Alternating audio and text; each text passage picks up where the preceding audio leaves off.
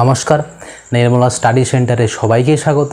আশা করি তোমরা সবাই সুস্থ আছো, ভালো আছো। থাম্বনেল দেখেই তোমরা বুঝতে পারছো আজকে আমি কি নিয়ে আলোচনা করব।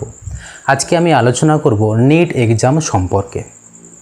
তোমরা বা আমি বা আমরা যখন ছোট ছিলাম তখন পাড়ার লোকে কিংবা ধরো আত্মীয় স্বজন কিংবা শিক্ষক শিক্ষিকাগণ যখন আমাদেরকে প্রশ্ন করতেন যে তুই বড় হয়ে কী হবি, আমাদের প্রথম যে প্রফেশনটা মাথায় আসতো সেটা হচ্ছে ডাক্তার।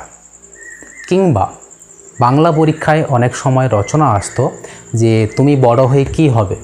আমরা প্রত্যেকেই বেশিরভাগই লিখতাম যে আমরা ডাক্তার হব এবং তার সুবিধা অসুবিধা সেগুলো আমরা ভালো করে লিখতাম।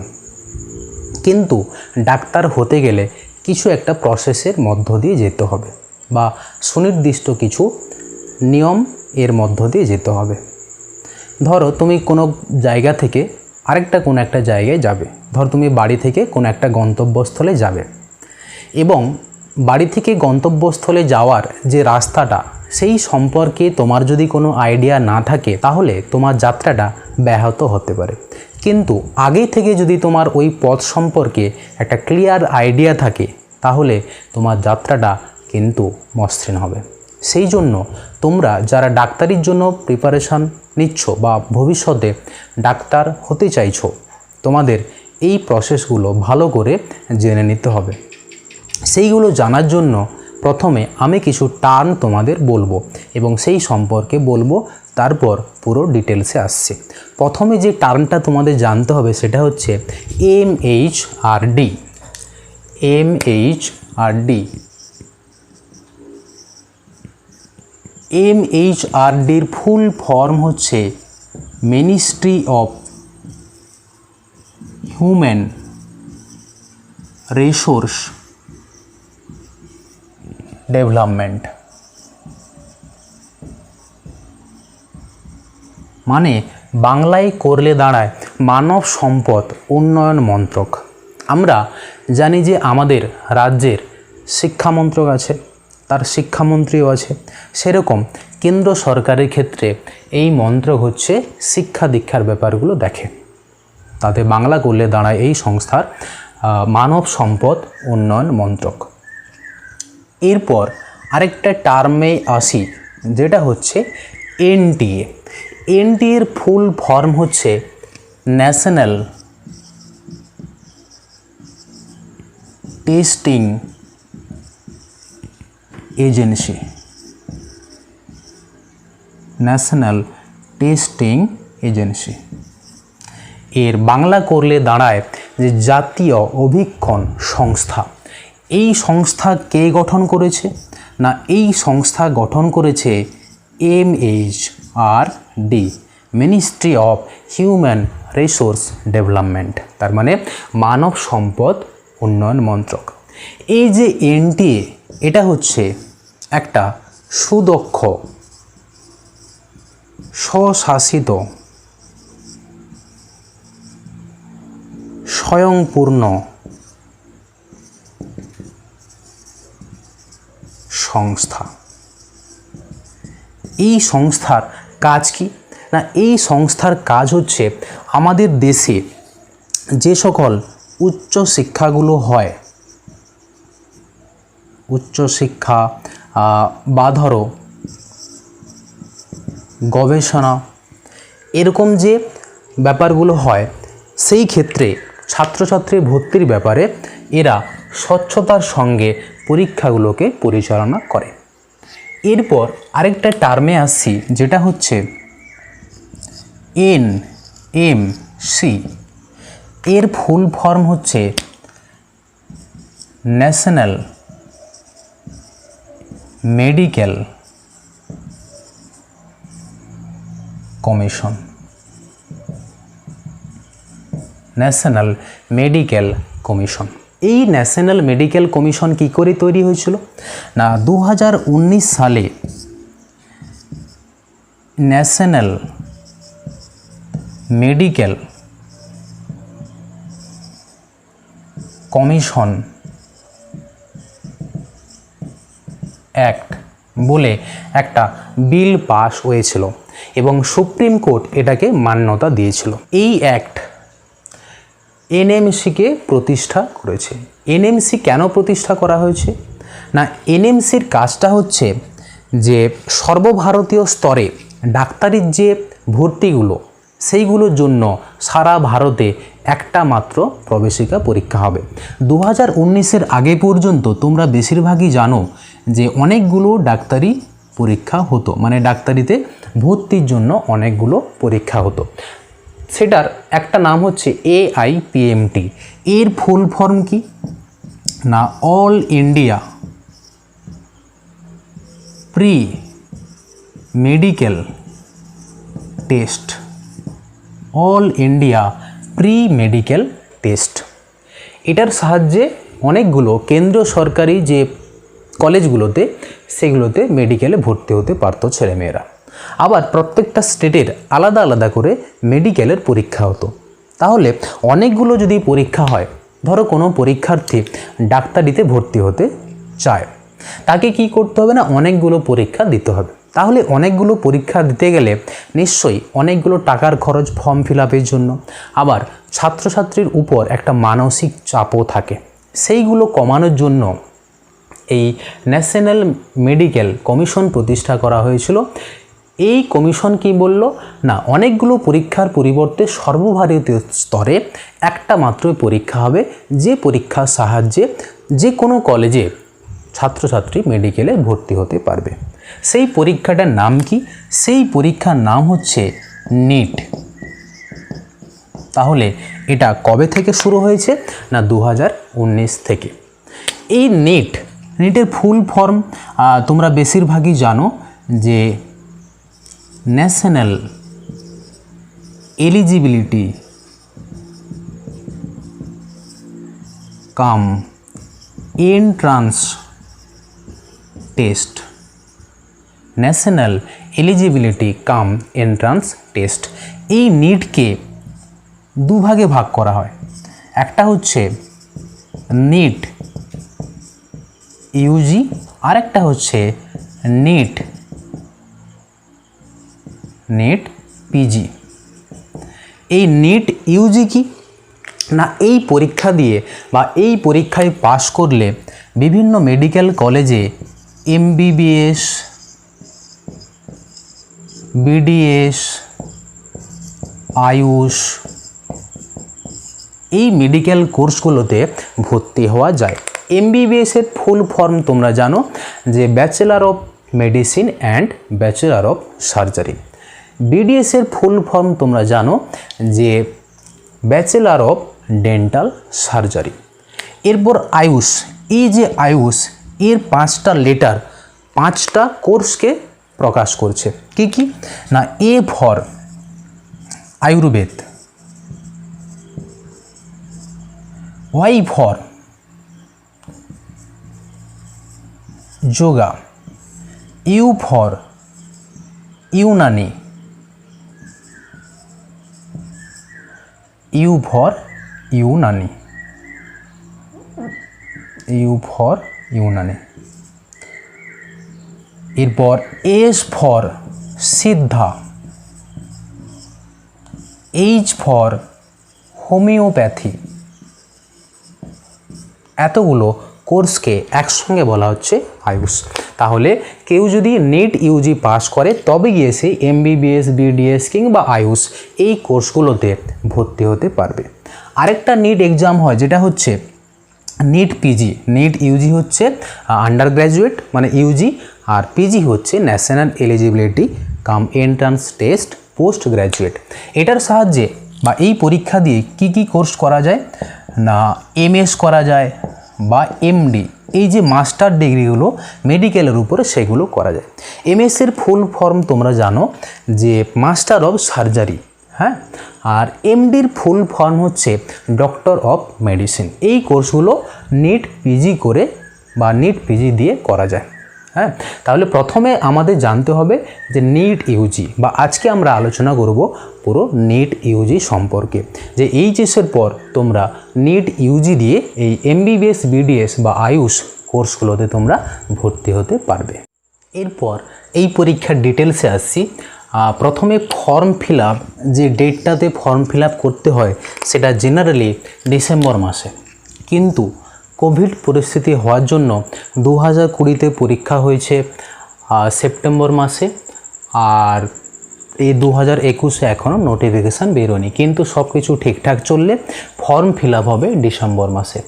এরপর আসছি এক্সাম ডেট, পরীক্ষার যে তারিখ সেটা মে মাসের ফার্স্ট উইকের দিকে, কিন্তু যেটা বলছিলাম যে কোভিডের কারণে 2020 সালের পরীক্ষা সেপ্টেম্বরের 19 তারিখ হয়েছিল এবং 2021-এর নোটিফিকেশান এখনও বেরোয়নি।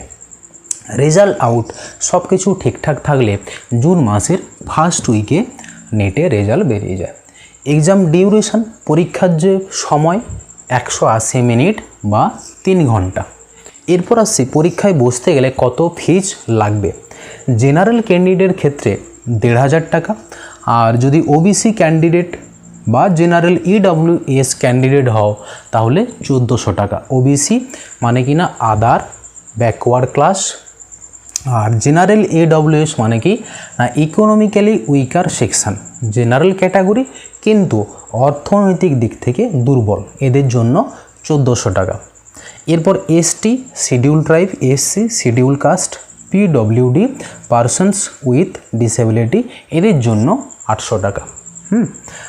এরপর কোন ওয়েবসাইটে তোমরা ফর্ম ফিল আপ করতে পারবে না www.nta.ac.in অথবা ntanet.nic.in।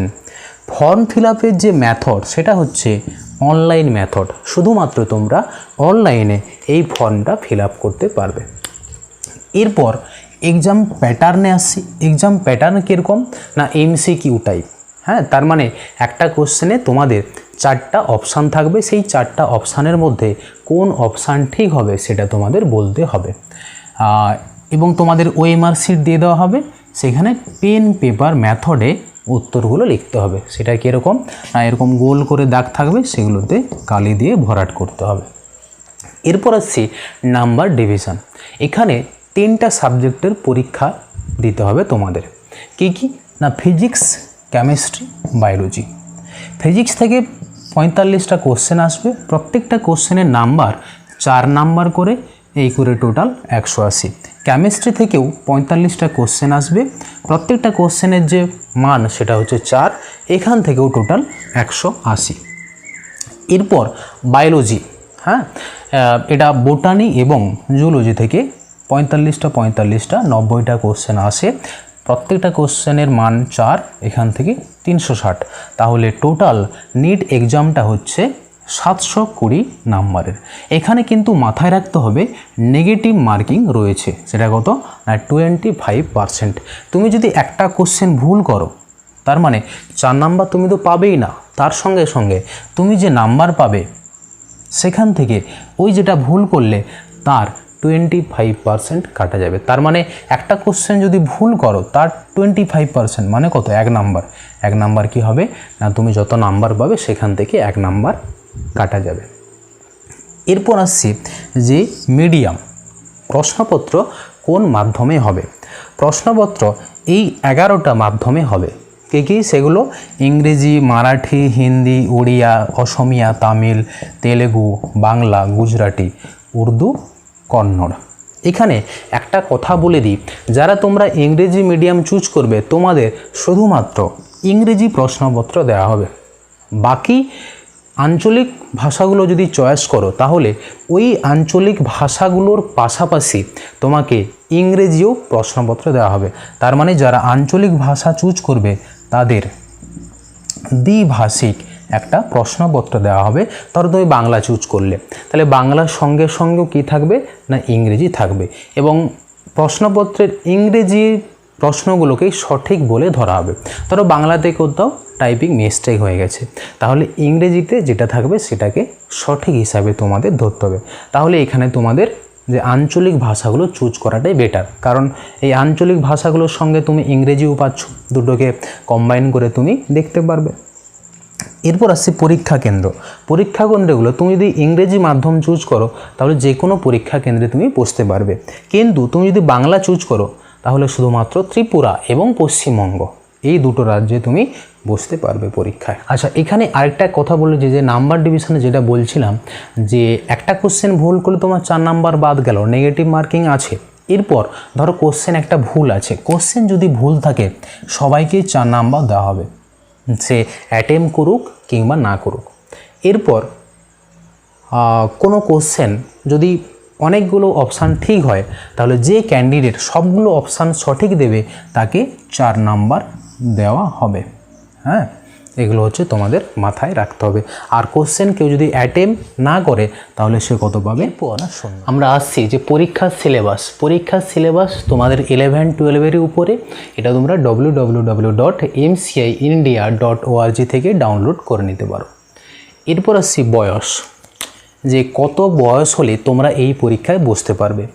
ভর্তির সময় তোমাদের 17 বছর পূর্ণ হতে হবে। যে বছরে তুমি এমবিবিএসে ভর্তি হবে সেই বছরের 31শে ডিসেম্বরের মধ্যে তোমাদের 17 বছর পূর্ণ হতে হবে।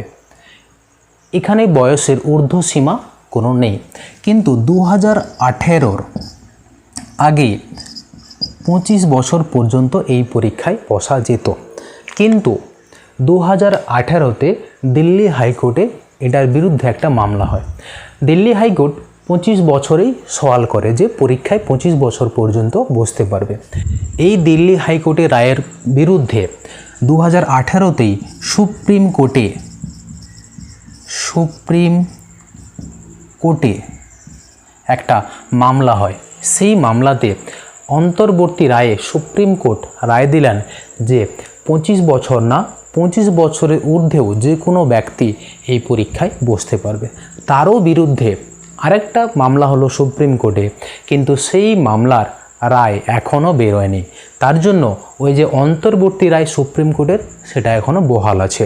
ওই লাস্টের যে মামলার ফল বেরোনো না পর্যন্ত এখানে কোনো বয়সের ঊর্ধ্বসীমা থাকবে না বা এখনও নেই। এরপর আসছি শিক্ষাগত যোগ্যতা কি না, যে সকল পরীক্ষার্থী দ্বাদশ শ্রেণীতে পাঠরত, ধরো ক্লাস 12-এ পড়ছে, তারা এই পরীক্ষায় বসতে পারবে। এরপর দ্বাদশ শ্রেণী যারা উত্তীর্ণ হয়ে গেছে তারাও এই পরীক্ষায় বসতে পারবে। এরপর এই পরীক্ষায় বসতে গেলে বা ধরো কেউ র্যাঙ্ক করলো, ভর্তির সময় তোমাদের এইচএসে বা 10+2-তে ফিজিক্স, কেমিস্ট্রি, বায়োলজি এই 3টা সাবজেক্টে তোমাদের পাস করতে হবে এবং সবগুলো মিলিয়ে তোমাকে 50% পেতে হবে। কিন্তু এসটি, এসসি, ওবিসি, জেনারেল, ইডব্লিউএসের ক্ষেত্রে 40% পেলেই তারা ভর্তি হতে পারবে, আর পিডব্লিউডির ক্ষেত্রে এটা 45%।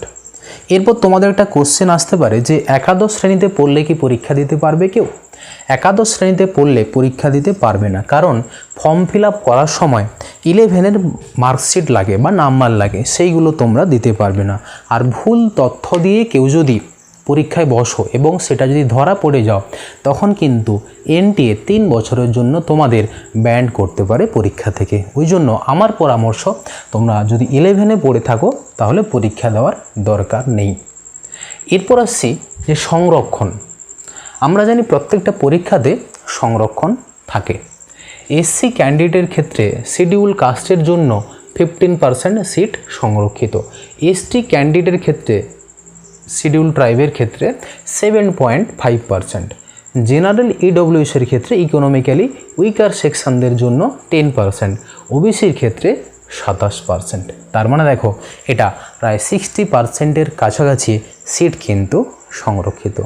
যারা জেনারেল ক্যান্ডিডেট তোমাদের মনে সবসময় একটা হতাশা কাজ করে এটা নিয়ে, কিন্তু এপিজে আব্দুল কালাম স্যার একটা উক্তি তোমাদের বলি যে all birds find shelter during a rain but eagle avoids rain by flying above the clouds. মানে কি না, প্রত্যেকটা পাখি কি করে বৃষ্টি থেকে বাঁচার জন্য আশ্রয় খোঁজে, কিন্তু ঈগল কি করে বৃষ্টি থেকে বাঁচার জন্য মেঘের উপরে উঠে যায়। সেরকম তোমাদেরও মেধাকে ব্যবহার করে এমন নাম্বার পেতে হবে যাতে এই সকল ব্যাপারগুলো তোমাদের ভর্তির ক্ষেত্রে বাধা না হয়ে দাঁড়ায়, এটা তোমাদের মাথায় রাখতে হবে। এরপর আসছে একটা কোশ্চেন তোমাদের আসে যে ক্যালকুলেটর ইউজ করতে পারবে কি না।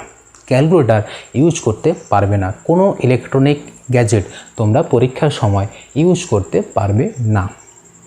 এরপর আসছে মেধা তালিকা। ধরো পরীক্ষা দিয়ে দিলে তারপর যে রেজাল্ট বেরোবে, এই রেজাল্ট তোমরা দেখতে পারবে যে ওয়েবসাইট, সেটা হচ্ছে www.net.nic.in, যে www.net.nic.in। এর ক্ষেত্রে সেই সকল পরীক্ষার্থীগণকেই তালিকাবদ্ধ করা হবে যাদের ক্ষেত্রে জেনারেল এবং জেনারেল EWS ক্যান্ডিডেটের ক্ষেত্রে 50% থাকবে এবং ST SC OBC এদের ক্ষেত্রে 40% থাকবে এবং PWD ক্যান্ডিডেটের ক্ষেত্রে এটা কত না 45%। তোমাদের মনে একটা কোশ্চেন আসতে পারে যে পার্সেন্টাইল কি। তোমরা তো পার্সেন্টেজ জানো, যদি 100-র মধ্যে কেউ যদি 60 পায় তাহলে সেটা কত পার্সেন্টেজ হয়, 60% হয়। কিন্তু পার্সেন্টাইল এটা কি? পার্সেন্টাইল হচ্ছে এটা ক্যালকুলেশন করা হচ্ছে individual number by top score into 100। তার মানে যে প্রত্যেক পরীক্ষার্থী তাদের যে number divided by top score, যে 720-র মধ্যে হাইয়েস্ট কত উঠেছে সেটা ইন্টু 100। ধরো তুমি 600 পেয়েছো, কেউ সর্বোচ্চ পেয়েছে 700, তাহলে তোমার কত পার্সেন্টাইল হবে না, এটা 0 কেটে দাও, তাহলে 600/7। তার মানে 7 56, 7 5 35, 7 7 49, প্রায় 85.7%। কিন্তু তোমরা যদি এটাকে পার্সেন্টেজে ক্যালকুলেশন করতে কত আসতো, যে 600/720 ইন্টু 100। তার মানে দেখো এটা আসতো প্রায় 6000 ডিভাইডেড বাই 72। এটা ক্যালকুলেশন করলে দেখবে প্রায় 82 থেকে 83-র মধ্যে আসবে। তাহলে পার্সেন্টাইলটা বুঝতে পারলে। তাহলে যাদের 50% থাকবে জেনারেল এবং জেনারেল EWS ক্যান্ডিডেটের ক্ষেত্রে তারা ওই তালিকায় থাকবে, আর ST SC OBC তাদের ক্ষেত্রে 40%, আর PWD এদের ক্ষেত্রে 45%। এরপর এই যে মেধা তালিকা দুরকমভাবে তৈরি হয়। কীরকম না, প্রথমের যে 15% তাদের জন্য একটা আলাদা মেধা তালিকা তৈরি হয়, যেটাকে বলা হচ্ছে AIQ, বা এর ফুল ফর্ম হচ্ছে অল ইন্ডিয়া কোটা। এই অল ইন্ডিয়া কোটার মধ্যে যারা থাকবে তারা AIIMS, JIPMER, DU, BHU, deemed university. এইমসের ফুল ফর্ম কি না, all India institute of medical science. JIPMER এটার ফুল ফর্ম কি না, Jawaharlal institute of post graduate medical education and research. DU কি না, দিল্লি ইউনিভার্সিটি। BHU কি না, বেনারস হিন্দু ইউনিভার্সিটি। আর ডিমড ইউনিভার্সিটি এটা হচ্ছে ইউনিভার্সিটি নয়, কিন্তু ইউনিভার্সিটির সমমানের, এরা পরে ইউনিভার্সিটির মান পেতে পারে। আর AIQতে যারা থাকবে তাদের ক্ষেত্রে আরেকটা ফ্যাসিলিটি কি না, এই ক্যান্ডিডেটরা যে কোনো রাজ্যের যে কোনো মেডিকেল কলেজে ভর্তি হতে পারে। হ্যাঁ, এটা হচ্ছে ফ্যাসিলিটি। আর এইমসের ফিজ স্ট্রাকচার খুব কম। এইমস দিল্লির যদি ফিজ স্ট্রাকচার দেখা হয় তাহলে 4.5 বছর বা 5.5 বছর, অ্যাকচুয়ালি MBBS যে কোর্সটা সেটা 4.5 বছর লেগে যায়, তারপরের 1 বছর ইন্টার্নশিপ করতে হয়, টোটাল 5.5 বছর লেগে যায়। এই এইমসে কেউ যদি চান্স পেয়ে যায় এইমস দিল্লিতে, তাহলে গোটা 5.5 বছরে তার খরচ হবে মাত্র 5,500 টাকা, যেখানে অন্যান্য মেডিকেল কলেজে 6 থেকে 7 লাখ টাকা, গভর্নমেন্ট মেডিকেল কলেজে। আর প্রাইভেটের কথা ছেড়ে দাও, যে সে তো 1 কোটিও যেতে পারে, 1.5 কোটিও যেতে পারে, সেটার কোনো লিমিট নেই। তারপর আরেকটা মেধা তালিকা হয় যেটা হচ্ছে SQ বা স্টেট কোটার ক্ষেত্রে। 15% AIQ অল ইন্ডিয়া কোটা, বাকি যে পরীক্ষার্থী তাদের ক্ষেত্রে স্টেট কোটা। এই যে মেধা তালিকা এর মধ্যে যারা থাকবে তারা শুধুমাত্র রাজ্যের মেডিকেল কলেজে ভর্তি হতে পারবে। ধরো আমি যদি ওয়েস্ট বেঙ্গলের কোনো ক্যান্ডিডেটের কথা বলি, ধরো কেউ AIQতে চান্স পেয়ে গেছে, তাহলে AIQতে যদি চান্স পেয়ে যায় সে দেশের যে কোনো মেডিকেল কলেজে ভর্তি হওয়ার জন্য সুযোগ পাবে। হ্যাঁ, এবার ভর্তি হবে সেটা তো র্যাঙ্কের উপর ডিপেন্ড করবে, কিন্তু সুযোগটা পাবে ভর্তি হওয়ার জন্য। কিন্তু কেউ যদি AIQতে না থাকে, স্টেট কোটাতে থাকে, সে কিন্তু ওই ভালো ভালো ইনস্টিটিউশনগুলোতে ভর্তি হতে পারবে না। ধর রাজ্যের বাইরে যে সকল ইনস্টিটিউশন আছে, ভালো ভালো মেডিকেল কলেজ, সেইগুলোতে ভর্তি হতে পারবে না। আর এই স্টেট কোটায় যারা থাকবে তারা রাজ্যের যে মেডিকেল কলেজ সেইগুলোতে ভর্তি হবে। এবং প্রত্যেকটা মেডিকেল কলেজের, ধরো Kolkata medical college, Kolkata medical কলেজের ক্ষেত্রে ধরো 200টা সিট থাকবে। এই 200টা সিটের মধ্যে 15%, তার মানে 30টা সিট AIQর জন্য বরাদ্দ। তার মানে এই 30টা সিটে যে কোনো ক্যান্ডিডেট যারা AIQ কোটাতে থাকবে, হ্যাঁ, তারা ভর্তি হতে পারবে। যে কোনো রাজ্যের পরীক্ষার্থী এই কলকাতা মেডিকেল কলেজে আসতে পারে। বাকি যে ধরো 170টা, এই সিটগুলোতে এই যে SQ বা যে তোমার হচ্ছে স্টেট কোটা, সেই সকল পরীক্ষার্থীরা ওখানে ভর্তি হতে পারবে।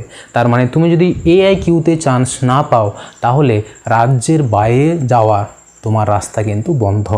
আর যদি SQতে থাকো, শুধুমাত্র রাজ্যের যে মেডিকেল কলেজগুলো আছে সেইগুলোতে শুধুমাত্র ভর্তি হতে পারবে। তাহলে AIQর ফেসিলিটি কি, যে কোনো মেডিকেল কলেজে তুমি ভর্তি হতে পারবে, ফিজগুলো অনেক কম দিতে হবে। এরপর আসছি, যদি কারো নাম্বার সমান হয়ে যায়, ধরো তুমি আর তোমার বন্ধু, তোমাদের দুজনের ধরো এমন মিল, ধরো পরীক্ষার ক্ষেত্রেও তোমাদের নাম্বার বা পার্সেন্টাইলগুলো এক হয়ে গেছে, তখন কাকে আগে রাখা হবে, কাকে পরে রাখা হবে না? এই টাই ব্রেকিংটা কীরকম হয়? প্রথম দেখা হয় যে বায়োলজিতে যে সবচেয়ে বেশি নাম্বার পাবে, ধরো দুজন তোমরা বন্ধু, যে বায়োলজিতে বেশি নাম্বার পাবে সে আগে থাকবে। তারপর যদি দেখা যায় যে বায়োলজিতেও তারা সমান, তাহলে কোন সাবজেক্ট দেখা হবে না? কেমিস্ট্রিতে যে বেশি নাম্বার পাবে সে আগে থাকবে। তাতেও যদি দেখা যায় টাই ব্রেকিং হচ্ছে না, তখন দেখা হবে নেগেটিভ মার্কিং। নেগেটিভ মার্কিং মানে কি না, যে ভুল কোশ্চেন বেশি করবে সে পরে থাকবে। হ্যাঁ, তাতেও যদি দেখা যায় তারা সেম, তাহলে এজ দেখা হবে। এজ যদি কারো ক্ষেত্রে বেশি হয় সে আগে চান্স পাবে। হ্যাঁ, এটা হচ্ছে টাই ব্রেকিংয়ের নিয়ম। মেডিকেল কলেজ এবং সিট, ইন্ডিয়াতে কতগুলো মেডিকেল কলেজ রয়েছে, আর টোটাল সিট কত, তার মধ্যে গভর্নমেন্ট সিট কত, আর ওয়েস্ট বেঙ্গলে কতগুলো মেডিকেল কলেজ আছে, কতগুলো সিট, কতজন ক্যান্ডিডেট বসে, সেইগুলোতে আসছে। Total number of medical college in India 542। তার মানে ভারতের মোট মেডিকেল কলেজের সংখ্যা কত না 542টা। তার মধ্যে গভর্নমেন্ট মেডিকেল কলেজের সংখ্যা কত না 272, বাকিগুলো প্রাইভেট মেডিকেল কলেজ। এরপর টোটাল যে সিট, মেডিকেল সিট, সেটা হচ্ছে প্রায় 80,000-এর কাছাকাছি। তার মধ্যে গভর্নমেন্ট সিট কত না প্রায় 41,388। হ্যাঁ, আর যদি আমরা ওয়েস্ট বেঙ্গলে দেখি মেডিকেল কলেজের সংখ্যা কত না 25টা, তার মধ্যে গভর্নমেন্ট মেডিকেল কলেজ কত না 19টা, আর টোটাল সিট হচ্ছে 3,421, আর গভর্নমেন্ট সিট হচ্ছে প্রায় 2,000-এর কাছাকাছি। এবং 2020 সালে ভারতে টোটাল যে ক্যান্ডিডেট পরীক্ষা দিয়েছিল সেটা হচ্ছে 16 লাখ। তার মানে তুমি যদি সাকসেস রেশিও ক্যালকুলেশন করো, 16 লাখের মধ্যে ধরো 80,000 চান্স পাবে। তার মানে 80,000 ডিভাইডেড বাই 16 লাখ, এটা দেখো কত হচ্ছে, 0 কাটলো 4টা, তার মানে 1/20। তাহলে 20 জনের মধ্যে একজন চান্স পাবে মেডিকেলে। আমি যদি ওয়েস্ট বেঙ্গলের রেশিও দেখি, প্রায় 80,000 পরীক্ষা দেয়, চান্স কত পায় না 3,421। এটাও প্রায় ক্যালকুলেশন করলে যে 20 জনের মধ্যে একজন হতে হবে। আর যদি গভর্নমেন্ট পেতে হয় তখন এই রেশিও বেড়ে যাবে, ধরো 30 জনের মধ্যে একজন হতে হবে। AIQ হতে গেলে ধরো 50 জনের মতো একজন হতে হবে। এটা হচ্ছে তোমার সিট স্ট্যাটিস্টিক। এরপর আমরা যদি ওয়েস্ট বেঙ্গলের একটা স্ট্যাটিস্টিক দেখি, সেকেন্ড কাউন্সেলিং পর্যন্ত 2020 সালে AIQ কোটাতে 15% কোটাতে জেনারেল সর্বশেষ যে জেনারেল ক্যান্ডিডেট ভর্তি হতে পেরেছিল তার র্যাঙ্ক ছিল 14,698, তার মার্ক ছিল 612। এরপর SC ক্যান্ডিডেটের ক্ষেত্রে যে লাস্টে ভর্তি হতে পেরেছিল তার র্যাঙ্ক ছিল 75,714, নাম্বার ছিল 513। ST ক্যান্ডিডেটের ক্ষেত্রে তার র্যাঙ্ক ছিল 94,792 আর নাম্বার ছিল 490। OBC ক্যান্ডিডেটের ক্ষেত্রে 14,735 র্যাঙ্ক, নাম্বার 612। PWDর ক্ষেত্রে এর র্যাঙ্ক ছিল 4,97,914 আর এর নাম্বার ছিল 211। তার মানে AIQ কোটাতে পশ্চিমবঙ্গে সর্বশেষ যে ক্যান্ডিডেটরা ভর্তি হতে পেরেছিল মেডিকেলে MBBS-এর জন্য তাদের একটা স্ট্যাটিস্টিক্স। যে AIQ 15% এবং SQ 85%, এদের মধ্যেও কিন্তু সংরক্ষণ নীতি কাজ করবে।